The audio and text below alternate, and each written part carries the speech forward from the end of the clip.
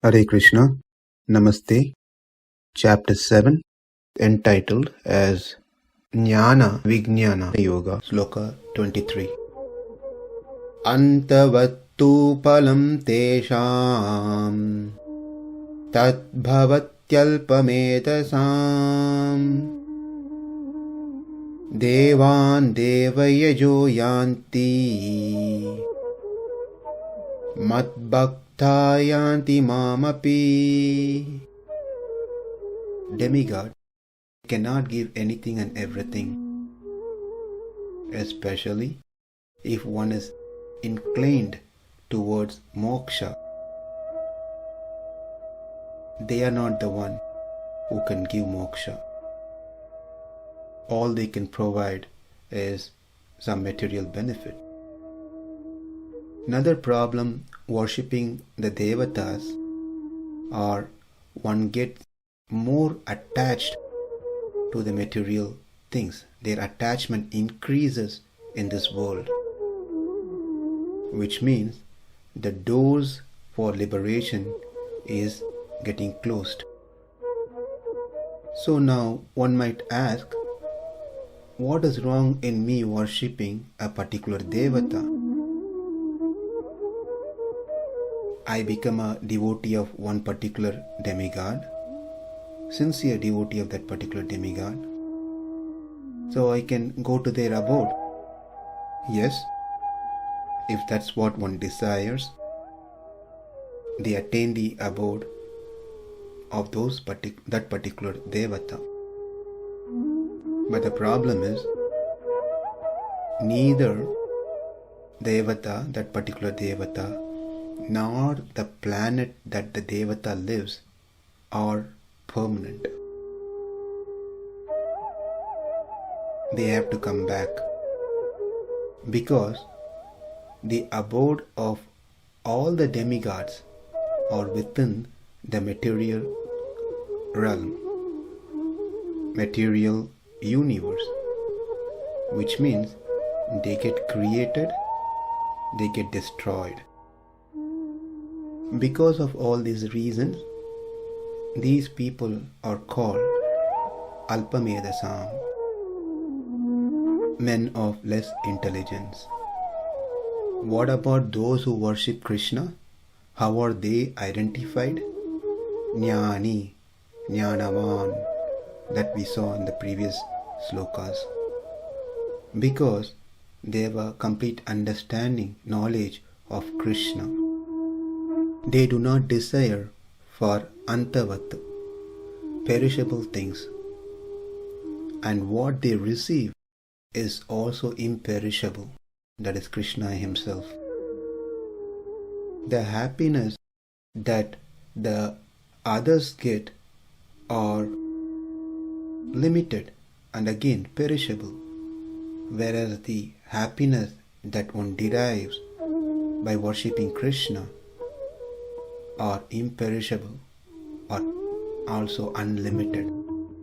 We saw how hard it is to please these devatas. If there is one mistake made, we have to repeat again. They won't be happy.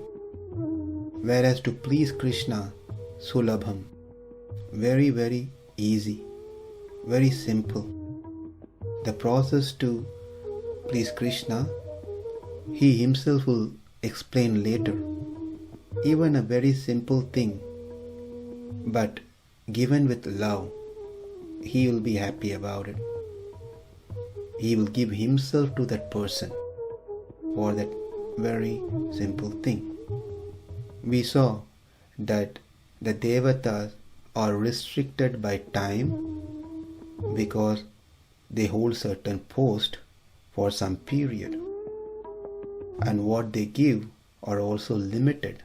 They cannot give anything and everything. When it comes to Krishna, Krishna is not a post. He is the Supreme Personality of Godhead. He is Godhead, meaning head of all the devatas. And certainly is not restricted by time or post, and He can give anything and everything one desires for. He doesn't need to get sanction from someone else, because He is the ultimate authority, sanctioner. And all that the devatas can give are material benefits, whereas Krishna can give both material benefit as well as, if one desires, spiritual benefit. Also, we saw by worshipping the devatas, one get attached to this world, attached to material things. It increases as they get something. Not that they are satisfied, they want more and more and more. They do more puja to get something else, more puja to get something else. So that never ends, which creates a deep root of their existence into this material world. Whereas it is quite opposite when one worships Krishna. One's attachment to the material things gradually decreases. As they grow, they cultivate knowledge of Krishna, that everything belongs to Krishna, nothing belongs to them. They become detached. They don't get attached for that reason to the results of their action. They do not work hard for lower pleasure or cheaper things of this material world. Therefore, they never think that they are the doer. So from this we can see that those who go to Krishna are high quality people, because for them Krishna is everything. Anything else doesn't really matter for them. Whereas the devata worshipper, their means are these devatas. They worship these devatas. Why? So they can obtain some material results. Therefore, their means and goals are different. Whereas my devotees, for them, I am their mean, I am their goal. They don't have anything else other than being just devoted to me, love me. Well, one might ask a question about those who worship devatas.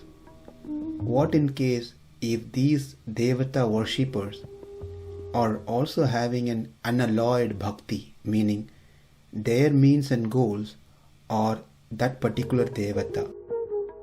They are not interested in anything else. What about them? And the second question is, in the 16th sloka of this chapter, Krishna mentioned 4 types of people who surrendered to him. In that 4, the 3 are also hankering for some material thing from Krishna. So, what's the difference? They are also worshipping Krishna for material thing, and the others also worshipping the devata for material thing. So why Krishna is emphasizing here on his worship as the highest worship, better worship than the worship of devatas? Let's try to understand the answers for these 2 questions in our next session. Antavat phalaṁ teṣāṁ tad-bhavaty alpa-medhasām devān deva-yajo yānti mad-bhaktā yānti māmapi. Namaste. Hare Krishna.